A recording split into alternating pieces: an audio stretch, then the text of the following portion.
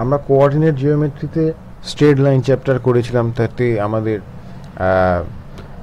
অনেক কিছু আমরা অঙ্কও দেখেছিলাম। এরপরে আমাদের যে চ্যাপ্টারটা আসছে ওটা হচ্ছে বৃত্ত বা সার্কেল। বৃত্ত বা সার্কেল এটাও এক রকমের আমাদের গ্রাফ টাইপ। আমরা যদি দেখি তাহলে একটা বৃত্ত দেখতে কেমন হয়, মনে করো একটা বৃত্ত আছে, এইখানে তার কেন্দ্র, আর সেই বৃত্তটা কি হয়, কেন্দ্র থেকে সবসময় সমান দূরত্বে, এই বৃত্তটার উপরে যে পয়েন্টসগুলো হয় সেগুলো সব কটার সমান দূরত্বে, কারণ একটা বৃত্তের ব্যাসার্ধ সব জায়গায় সমান ডিস্টেন্স বা সমান লেন্থ প্রোভাইড করে, ঠিক আছে। তো তাই যদি হয় তাহলে এই বৃত্তের যে এই যে পথটায় যদি আমরা পয়েন্টসের কোঅর্ডিনেটগুলোকে আমরা কোনোভাবে একটা ইকুয়েশন দিয়ে প্রকাশ করতে পারি, তখন আমরা সেই লোকাসটাকে বলবো বৃত্ত বা সার্কেল, ঠিক আছে। তো আমরা এই বৃত্তের সমীকরণটা একটু বার করার চেষ্টা করি। আমরা ধরলাম যে এই বৃত্তটার যেখানে কেন্দ্র আছে সেই কেন্দ্রটার স্থানাঙ্ক আলফা কমা বিটা, এবং আমরা এর ওপর কোনো একটা পয়েন্ট ধরে নিচ্ছি। মনে করো এইখানে একটা পয়েন্ট আছে, তো এই পয়েন্টটার স্থানাঙ্ক মনে করো এক্স কমা ওয়াই। কোনো একটা সমীকরণের উপরে যে এক্স ওয়াই যে ভ্যারিয়েবলগুলো থাকে সেইগুলো দিয়েই তো পয়েন্ট, ওই লেখচিত্রটার উপরে পয়েন্টগুলোকে ডিফাইন করা হয় ওইগুলো দিয়ে। তাহলে এক্স ওয়াই মনে করো ওরকম একটা পয়েন্ট, তাহলে এই এক্স ওয়াই পয়েন্ট আর এই আলফা বিটা পয়েন্টের মধ্যে যে ডিস্টেন্স, সেইটাই তো হচ্ছে আমাদের ব্যাসার্ধ। তাহলে সেই পয়েন্টের ডিস্টেন্সটা আমরা কি ফর্মুলা পড়েছিলাম পূর্ব পাঠের পুনরালোচনা চ্যাপ্টারে, আমি এটা করিয়েছিলাম। দুটো পয়েন্টের মধ্যে বার করার যে সূত্র, x one minus x two তার হোল স্কোয়ার, মানে এখানে আমার এক্স মাইনাস আলফা তার স্কোয়ার, আর y one minus y two তার হোল স্কোয়ার। তাহলে ওয়াই ওয়ানটা আমার এখানে ওয়াই আর ওয়াই টুটা মানে বিটা। তো এই জিনিসটা যখন আমরা এরকম লিখব, root over of x one minus x two তার whole square plus y one minus y two তার হোল স্কোয়ার, এটা ইকুয়ালস টু আমরা রেডিয়াস এখানে মনে করছি এ বৃত্তটার। তাহলে এইখান থেকেই আমরা বৃত্তের সমীকরণের যে বেসিক রূপ সেটা পাচ্ছি। একটা বৃত্তের কেন্দ্র যদি স্থানাঙ্ক হয় আলফা কমা বিটা, তাহলে বৃত্তটার সমীকরণ সবচেয়ে বেসিক ফর্মে আমরা এরকম লিখতে পারি, ঠিক আছে। তাহলে এই রকম একটা সমীকরণ আমরা যদি ভাঙি এটাকে, তাহলে কেমন দেখতে হবে? এই সমীকরণটাকে যদি আমরা ভাঙি তাহলে x square minus two alpha x.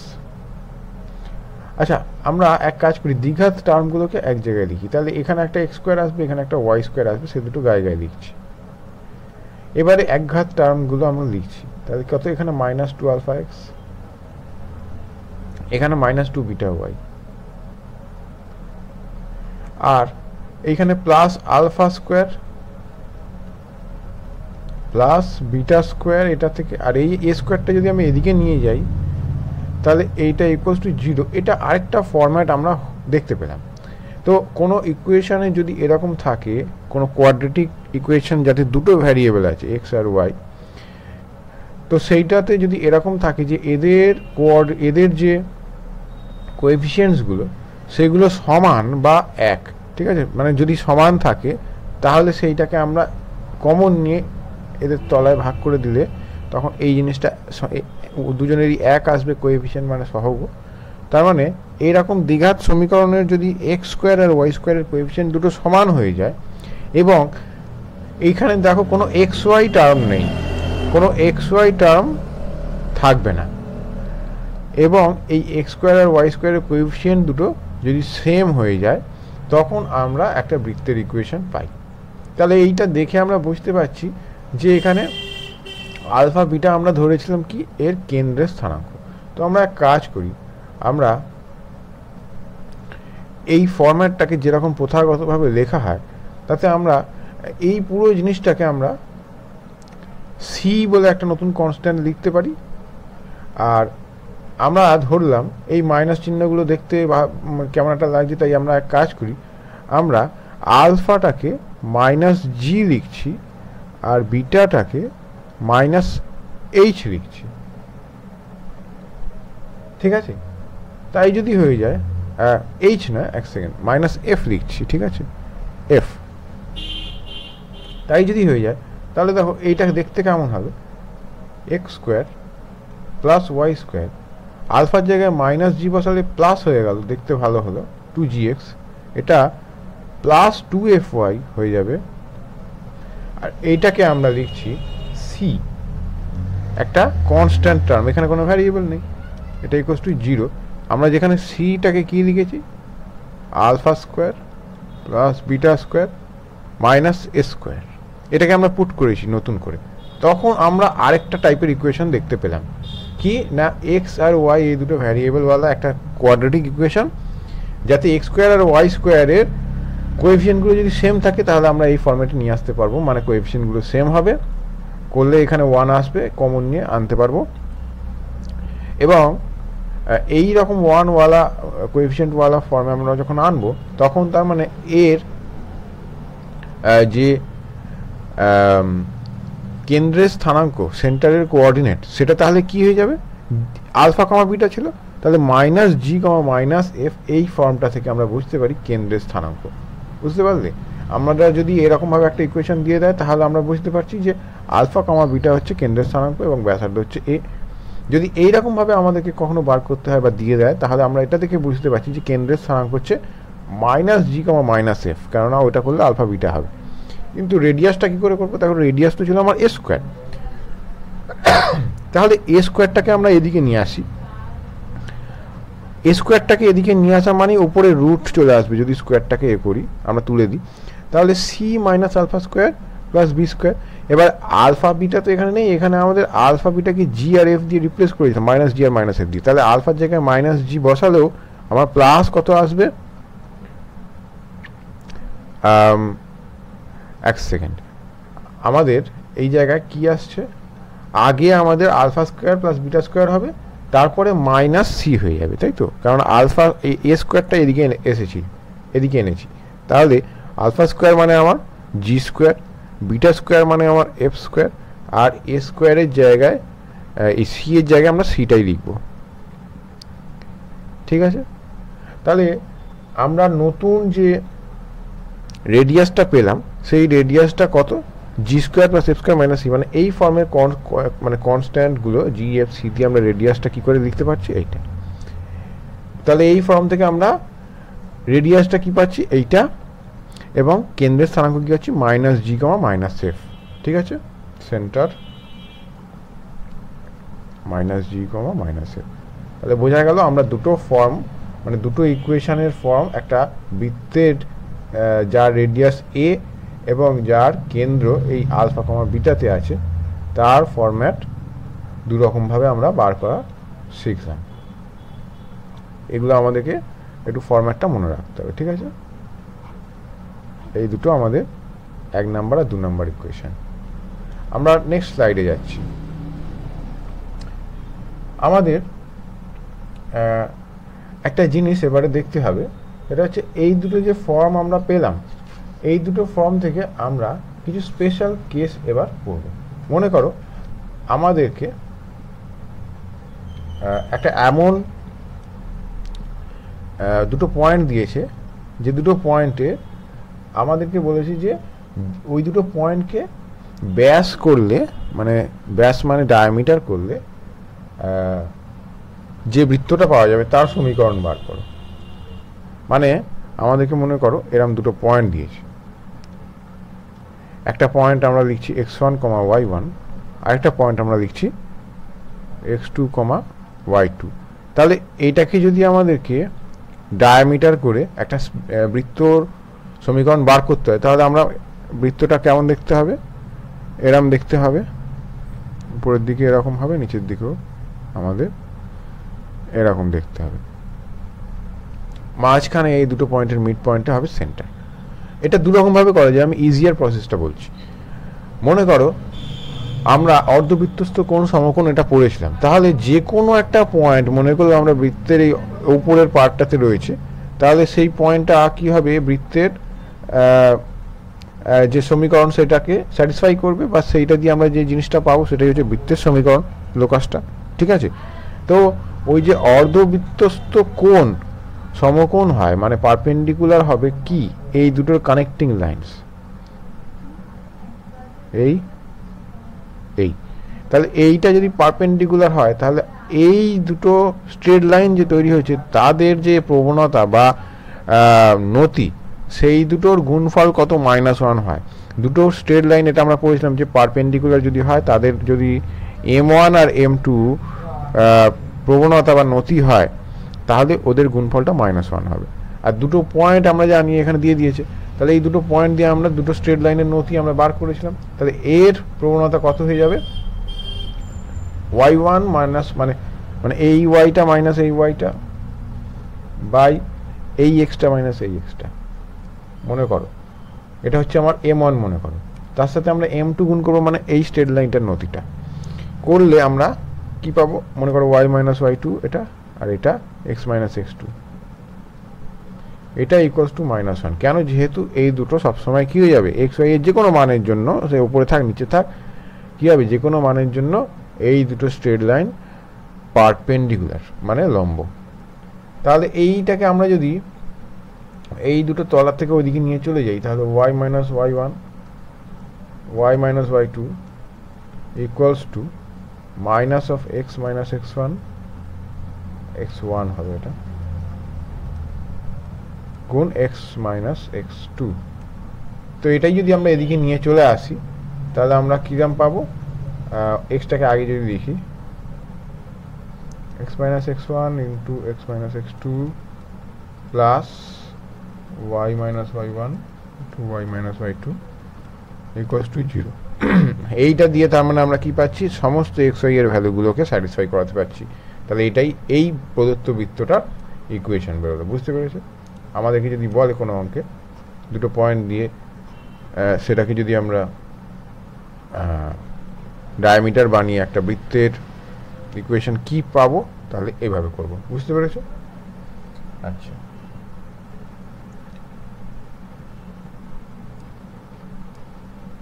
এবারে আমরা মনে করছি যে একটা কেস যেখানে বৃত্ত দুটো আছে কিন্তু তাদের রেডিয়াসটা আলাদা কিন্তু তাদের সেন্টারটা একই জায়গায়।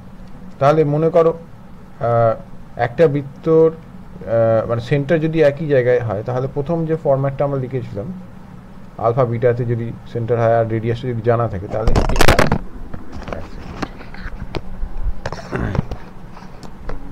তাহলে এইটা ইকুয়ালস টু আমাদের যদি রেডিয়াস যদি আমাদের a স্কোয়ার হয়ে যায় তাহলে এইটা হয়। কিন্তু আরেকটা যে বৃত্ত আছে তারও সেম সেন্টারের কোঅর্ডিনেট, ঠিক আছে, যেহেতু বলে দিয়েছে আমাদেরকে ওরকম সমকেন্দ্রিক বৃত্ত, তাহলে তারও এই দিকটা দেখতে এরকমই হবে কিন্তু রেডিয়াসটা যদি আলাদা হয় তাহলে সেটার এই a এর ভ্যালুটা অন্য হবে। ঠিক আছে, আমরা মনে করলাম এর জায়গায় আমরা a ড্যাশ লিখতে পারি যে এই দুটো আলাদা। বুঝতে পারা গেছে? কিন্তু এটাই যদি আমাদের ওই লং ফরম্যাটে লিখতে হয় তাহলে দেখো x square plus y square plus কী ছিল আমাদের 2gx plus 2fx plus c equals to 0। ঠিক আছে, তো এই ফরম্যাটটাতে দেখো আমাদের এরকম এইটুকু ফরম্যাট তো দেখতে হবেই সেম, কেননা আলফা বিটা মানে যে সেন্টার বৃত্তের যে সেন্টার সেটা যদি সেম থাকে তাহলে সেম থাকলে এটাকে আমরা কি মাইনাস জি কম মাইনাস এফ লিখতাম, তো তাহলে এইটাও সেম দুটো বৃত্তের ক্ষেত্রে, তাহলে এইটুকু পার্ট তো দুটো বৃত্তরই সেম হবে কিন্তু রেডিয়াসটা আলাদা, তাহলে কি নিশ্চয়ই এই সি কনস্ট্যান্ট পার্টটা আলাদা হবে। এখানে যেরকম এখানেও সেরকম। ঠিক আছে, তাহলে কনসেন্ট্রিক দুটো সার্কেলের কিরম ইকুয়েশন হবে দুটো ফর্মে আমরা লিখতে পারছি। আচ্ছা, এইবারে আমরা দুটো বৃত্তের ছেদ বিন্দুগামী একটা বৃত্তের ইকুয়েশন বার করো। কি করে হবে দেখো, মনে করো এই দুটো বৃত্ত আছে, তার বৃত্ত দুটোর ছেদ বিন্দু আছে দুটো। ঠিক আছে,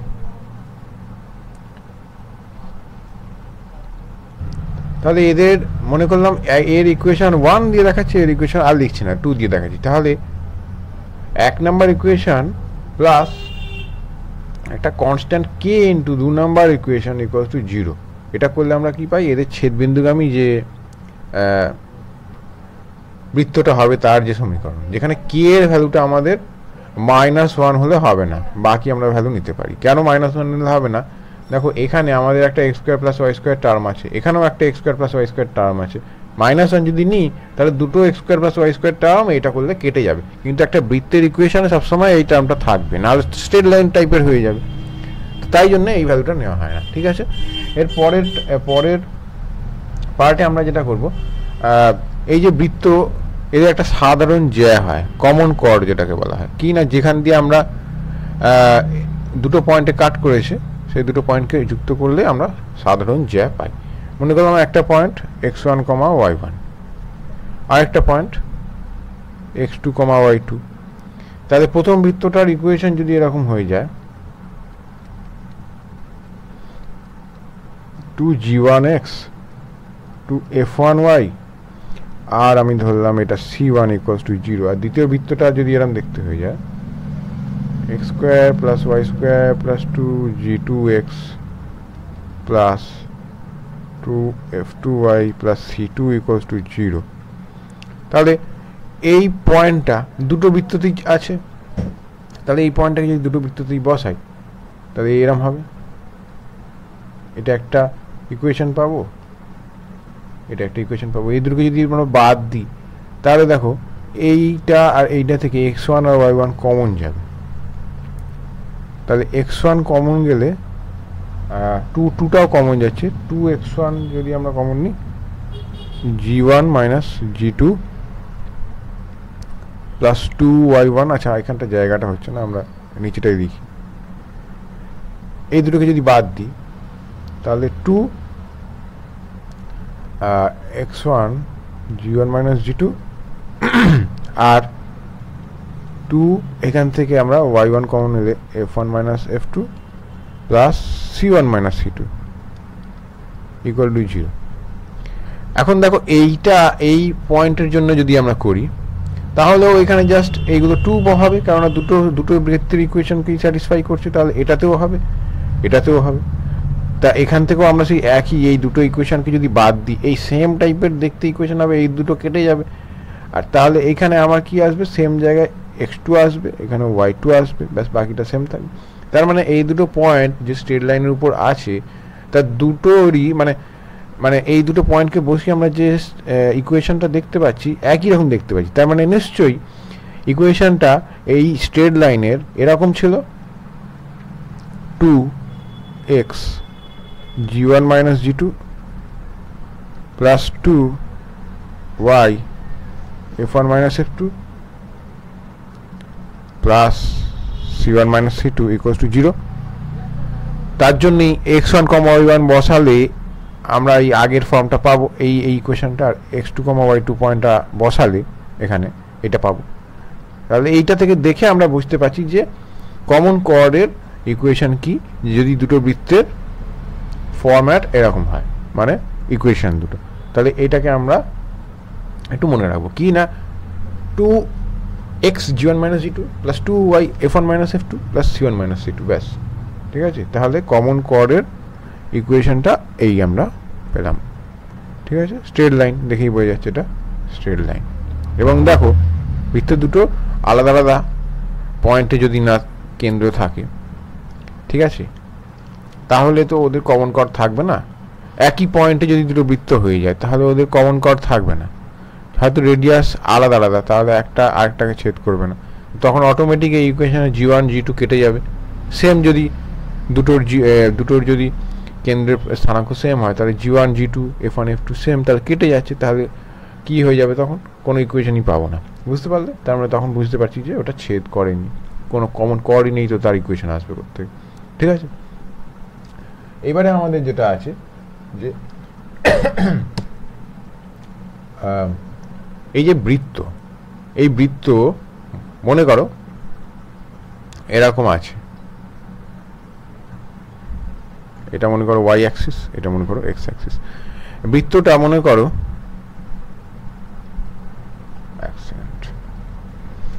এই অ্যাক্সিসকে না খানিকটা কাট করেছে এরকম, বুঝতে পারলে? তো এইটা মনে করো সেন্টার, ঠিক আছে। তো এক্স অ্যাক্সিস আর ওয়াই অ্যাক্সিসকে কতটা ছেদিতাংশ, মানে এইটুকু আর এইটুকু কত, সেটা আমাকে বার করতে হবে। আমরা শুধু যে কোনো একটাকে বার করি, এটাকে বার করি, এটাকে বার করলেই দেখে বুঝতে পারবে এটা কীভাবে হচ্ছে। এটা মনে করো সেন্টার, এটাকে আমি সি নাম দিলাম, এটা এর উপর পারপেন্ডিকুলার রেখেছি বলে এটাকে নাম দিলাম মনে করো পি, আর এটা নাম দিলাম এ, এটা নাম দিলাম বি। তো দেখো এটাও রেডিয়াস হবে, এটাও রেডিয়াস হবে, আমাদের এটা চাই না। আমাদের এপিটা, এটা মিড পয়েন্ট, বুঝতেই পারছো, এটুকু বার করলে পুরোটা কত হয়ে যাবে, 2AP। তাহলে ওয়াই সরি এটা এক্স হবে, এক্স অ্যাক্সিসের ছেদিতাংশটা এবি ইকুয়ালস টু 2AP পেয়ে যাবো। দেখো এইটা তো রেডিয়াস, তাহলে এসি, আচ্ছা এই এসি স্কোয়ার, এটা যদি পিথাগোরাস ইউজ করি, AC square equals to AB square plus PC square, AP square, sorry AP square plus PC square, ঠিক আছে। তাহলে আমার এপিটা চাই, AC square minus PC square. আচ্ছা সি এর স্থানাঙ্ক যদি বৃত্তটা দেখতে এরকম হয়, মানে ইকুয়েশনটা,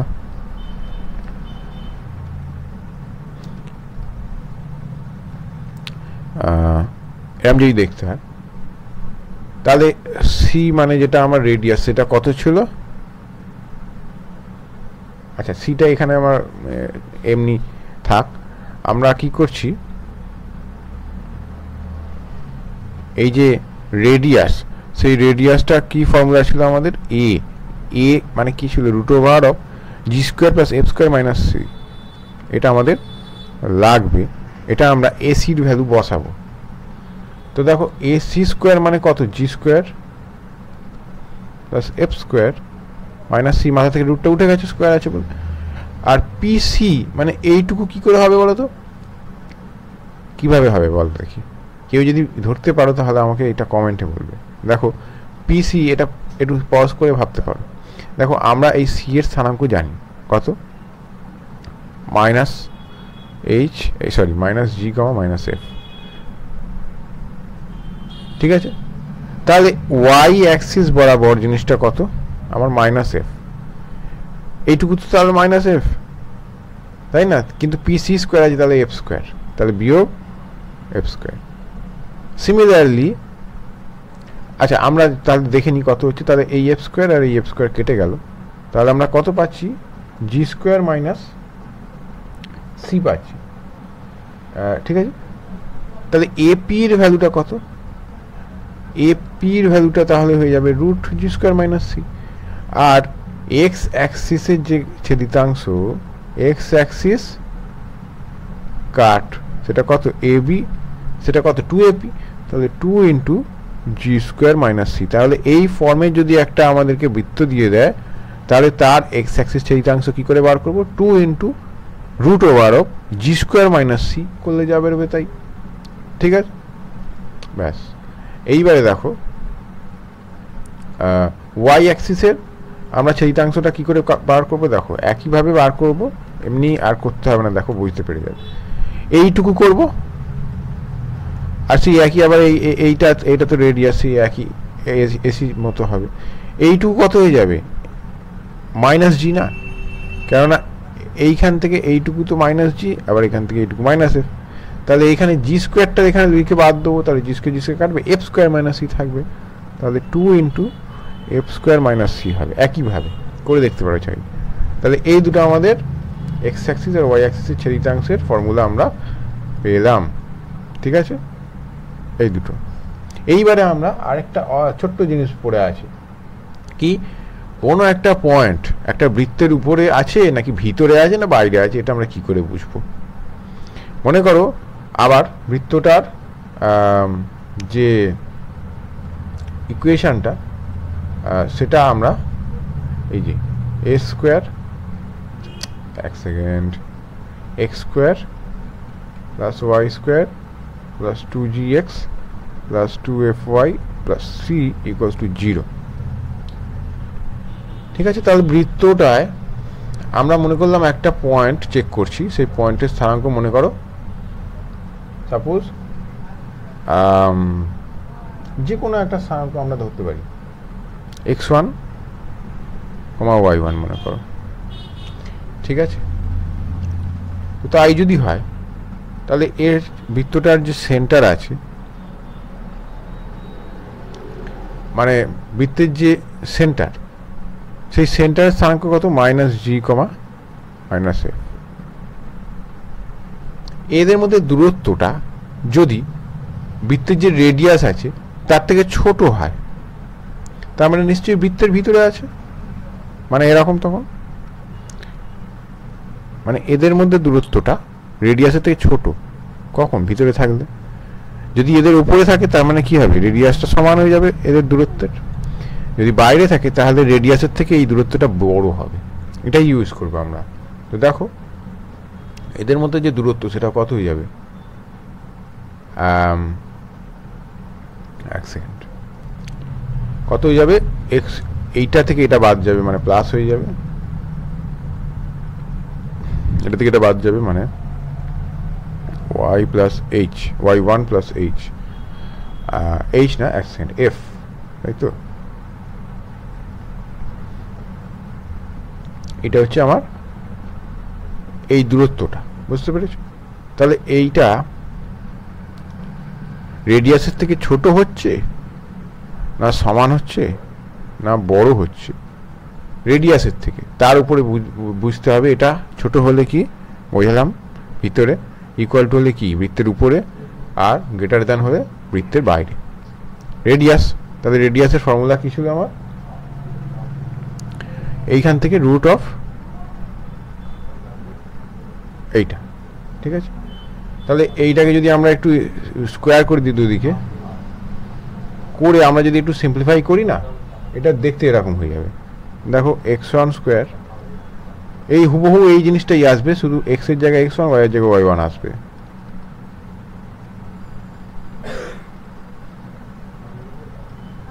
ঠিক আছে, এই হুবহু এই জিনিসটাই আসবে, আর এদিকে 0 চলে আসবে।